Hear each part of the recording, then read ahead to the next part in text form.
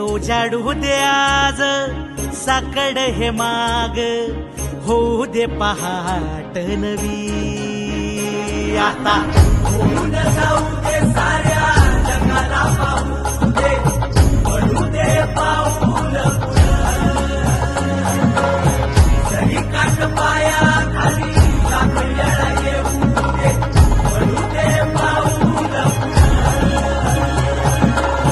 मोठी लढाई र लढू मातीसाठी र गड्या, मनगटाच जोर लावून. दाटला जरी अंधार एकजूट होऊ आज, दिवा देऊ तेज धावून.